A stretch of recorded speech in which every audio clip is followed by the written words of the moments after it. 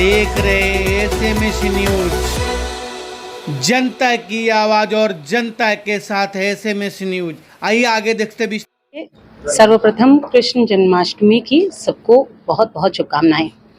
आज हमारी सरकार एक सनातन सरकार है। अगर आप देखें तो जन्माष्टमी में गोविंदा आला रहे तो बहुत दिनों से हमने कहा, लेकिन इसको स्पोर्ट का दर्जा देने के लिए और इंश्योरेंस जो पथक हैं उन लोगों को इंश्योरेंस देने के लिए ये सरकार ने पहल की। साथ में देवेंद्र फडणवीस जी को धन्यवाद देना चाहूँगी, क्योंकि उनके मन में जो सनातन के प्रति प्रेम है वो इन्हीं सब छोटे छोटे कार्यों से दर्शाता है। सरकार 1 साल की हो गई है और आप देख रहे हैं कि सरकार बहुत सशक्त तरीके से विकास के लिए काम कर रही है। ये सरकार बनी ही इसलिए है क्योंकि 2.5 साल तक जो महाविकास अघाड़ी की सरकार थी उसमें विकास की जगह भकास ज़्यादा हो रहा था। आप देख रहे थे कि कोविड काल में सबसे ज़्यादा मृत्यु महाराष्ट्र में हुई और इसीलिए इस सरकार का जन्म हुआ ताकि विकास हर घर तक पहुँचे। और आज अगर आप हर घर पर देखेंगे तो सरकार की योजनाएं, सरकार के विभिन्न प्रयत्नों से विकास हर घर पे पहुंच रहा है और मुझे बहुत ही ज़्यादा उम्मीद है कि अगली बार फिर से ये सरकार वापस आने वाली है। नारी शक्ति के लिए क्या रहेगा ये योजना के माध्यम से?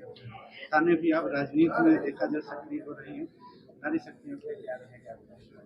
देखिए ऐसा है, आज नारी शक्ति बहुत जल्द नवरात्रे आ रहे हैं और नारी शक्ति को सनातन में वो दर्जा दिया गया है जिससे हम अर्धनारीश्वर में भी शक्ति देखते हैं, मतलब पुरुष में भी शक्ति देखते हैं। और इसीलिए शक्ति जो कि 50% है हमारे देश में, उसको छोड़कर हम भारत को विश्वगुरु नहीं बना सकते।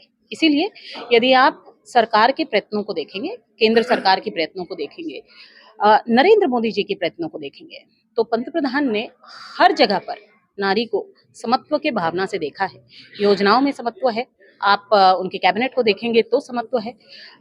बीजेपी में 30% आरक्षण महिलाओं का पदों पर है और यही आपको योजनाओं में, सरकार में, गवर्नेंस में दिखने को मिलेगा। मेरा मानना है कि नारी को स्वयं जागृत होकर इन योजनाओं का लाभ लेना चाहिए।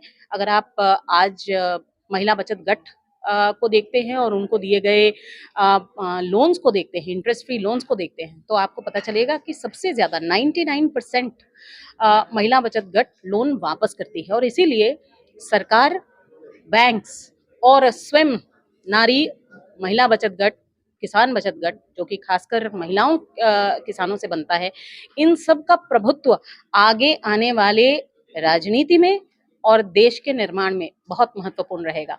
इसलिए मेरा ये कहना है कि नारी को मौका देने की ज़रूरत है। बहुत जल्द महिला आरक्षण बिल की भी चर्चा चल रही है। मुझे लगता है कि बहुत जल्द उस पर भी कोई निर्णय लेगा। भारतीय जनता पार्टी हमेशा ही आरक्षण का समर्थन करती रही है, फिर चाहे वो जातीय आरक्षण हो या फिर महिला का आरक्षण। धार्मिक प्रवृत्ति की आप जो है थाने की राजनीति में आप जुड़ी रही हैं, अब धार्मिक कार्यक्रम कब होंगे थाने में? वैसे तो ये सरप्राइज है थानेकर के लिए, लेकिन अब आपने प्रश्न पूछ ही लिया है तो दिसंबर में एक बड़े कार्यक्रम का आयोजन होगा। लेकिन थानेकर और थाने मेरे आयोजन का इंतजार कतई नहीं करते हैं। हर कोने में, हर छोटे छोटे आयोजन में आपको दिखेगा कि धर्म और यहाँ के सबसे बड़े नेता, आज हमारे मुख्यमंत्री धर्म के नाम पर बहुत कुछ छोड़ के आ गए, बहुत सारे दाव लगा के आ गए। इसीलिए हर थानेकर के दिल में, दिमाग में हिंदू धर्म बसा है। थाने हिंदू धर्म से प्रेरित लोगों के थाना है और इसीलिए मेरे आयोजन की जरूरत नहीं है, लेकिन मैं गिलहरी की तरह अपना योगदान दिसंबर में अवश्य देने वाली हूँ। सबसे पहले तो श्वेता दीदी को जन्मदिन की ढेर सारी शुभकामनाएं। मैं मेरी तरफ से, मेरे समाज की तरफ से, मेरे सभी सनातनियों की तरफ से, पूरे ठाणा वासियों की तरफ से बहुत बहुत सारी शुभकामनाएं। आज कृष्ण जन्म है और कृष्ण जन्म की धूम पूरे थाना में बड़े ही जोर शोर से मनाई जा रही है। हम कृष्ण जन्म महोत्सव की भी सभी देशवासियों को शुभकामनाएं देते हैं। और आपने पूछा कि धार्मिक आयोजन में पिछले टाइम हमने देवकी नंदन जी की भागवत रखी थी और उसमें हमारे जो प्रेरणा स्रोत थी वो श्वेता जी थी। श्वेता जी इस बार भी हम हर साल निरंतर एक बड़ा आयोजन थाना में करते रहेंगे, करते आ रहे हैं। और इसमें भी हमारी प्रेरणा स्रोत दीदी हैं। दीदी के अपना मार्गदर्शन में हम एक भव्य आयोजन करने जा रहे हैं, जिसकी तारीख आपको जल्दी ही डिक्लेयर कर देंगे। हमें ये जो कार्यक्रम होगा वो पिछली बार हमने भगवान कृष्ण के ऊपर ये कार्यक्रम रखा था, और इस बार जो जनवरी में भगवान राम का भव्य मंदिर का भव्य उद्घाटन होने जा रहा है, उसी खुशी में हमने राम कथा का आयोजन करने का सुनिश्चय किया है। और दिसंबर महीने में राम कथा का भव्य आयोजन थाना की इस पावन भूमि में होगा।